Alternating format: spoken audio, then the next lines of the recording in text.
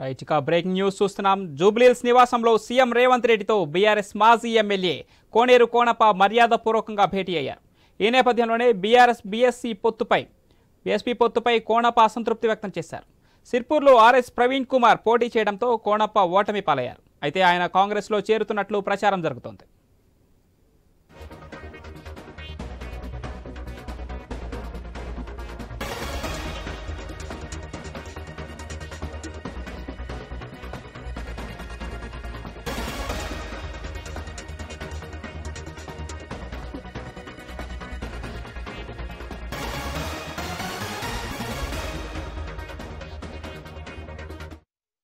జూబ్లీహిల్స్ నివాసంలో సీఎం రేవంత్ రెడ్డితో బీఆర్ఎస్ మాజీ ఎమ్మెల్యే కోనేరు కోనప్ప మర్యాదపూర్వకంగా భేటీ అయ్యారు.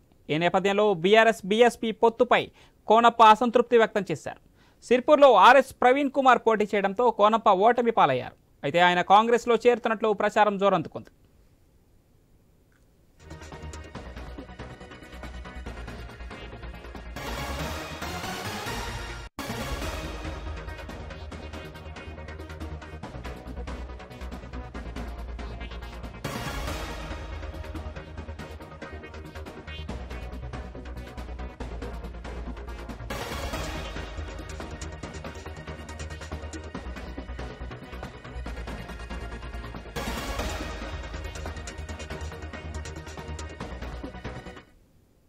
జూబ్లీహిల్స్ నివాసంలో సీఎం రేవంత్ రెడ్డితో బీఆర్ఎస్ మాజీ ఎమ్మెల్యే కోనేరు కోనప్ప మర్యాదపూర్వకంగా భేటీ అయ్యారు.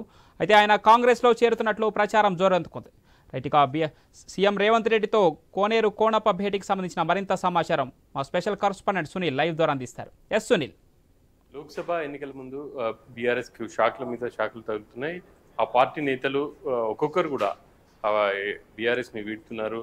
కొంతమంది బీజేపీలో జాయిన్ అవుతుంటే మరి కొంతమంది కాంగ్రెస్లో జాయిన్ అవుతున్నారు. ఇక సిట్టింగ్ ఎంపీలకు సంబంధించి ఇప్పటికే ఇద్దరు బీఆర్ఎస్లో జాయిన్ అయ్యారు.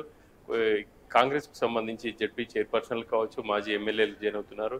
ఈరోజు కోనేరు కోనప్ప ఆయన సిర్పూర్ కాగజ్నగర్ మాజీ ఎమ్మెల్యేగా ఉన్నారు. సీఎంని కలిశారు. జూబ్లీహిల్స్లోనే సీఎం నివాసంలో మర్యాదపూర్వక భేటీ అని చెప్తున్నప్పటికీ ఆయన ఖచ్చితంగా కాంగ్రెస్లో జాయిన్ అయ్యే అవకాశాలు అయితే స్పష్టంగా కనిపిస్తున్నాయి. నిన్న బీఎస్పీ మధ్య పొత్తు ఉంటుంది అని చెప్పేసి ప్రకటన వెలువడిన నేపథ్యంలో ఆయన ఆ పార్టీని వీడాలని చెప్పేసి నిర్ణయించుకున్నారు. అక్కడ బీఎస్పీ అభ్యర్థి కనుక పోటీలో లేకపోతే తాను గెలిచే వాడిని కాబట్టి ఆయన బీఎస్పీతో పొత్తుని తీవ్రంగా వ్యతిరేకిస్తూ అసంతృప్తికి ఉన్నారు. ఆ క్రమంలోనే ఆయన సీఎంని కలిసి కాంగ్రెస్లో జాయిన్ అయ్యేందుకైతే సిద్ధమయ్యారని చెప్పేసి చెప్పుకోవచ్చు. ఇక ఉమ్మడి ఆదిలాబాద్ జిల్లాకు సంబంధించి మరికొంతమంది నేతలు కూడా పార్టీని వీడే అవకాశాలు అయితే ఉన్నట్టుగా కూడా కాంగ్రెస్ వర్గాలు అయితే చెప్తున్నాయి. మిగతా జిల్లాల్లో కూడా ఇటువంటి పరిస్థితి కనిపిస్తుంది.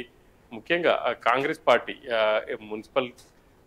మున్సిపాలిటీస్లో కావచ్చు, కార్పొరేషన్లో సీరియస్గా దృష్టి సారించింది. అక్కడ ఉన్నటువంటి బీఆర్ఎస్ కార్పొరేటర్లు కావచ్చు, కౌన్సిలర్లను పార్టీలోకి జాయిన్ చేసుకుంటుంది. ఈరోజు వరంగల్కి సంబంధించి మున్సిపల్ కార్పొరేషన్ లో దాదాపు 11 మంది కాంగ్రెస్ కార్పొరేటర్లు కాంగ్రెస్లో జాయిన్ అవబోతున్నారు. మరి కాసేపట్లోనే మంత్రి కొండా సురేఖ నేతృత్వంలో వాళ్ళందరూ గాంధీ భవన్కి చేరుకొని కాంగ్రెస్లో కండువా కప్పుకోబోతున్నారని చెప్పాలి. ఇక మిగతా నియోజకవర్గాల్లో కూడా చూస్తే ఇటువంటి పరిస్థితి కనిపిస్తుంది. ముఖ్యంగా కోనేరు కోనప్పకి సంబంధించి ఆయన గతంలో కాంగ్రెస్ పార్టీలో ఉన్నారు, ఎమ్మెల్యే గెలిచారు.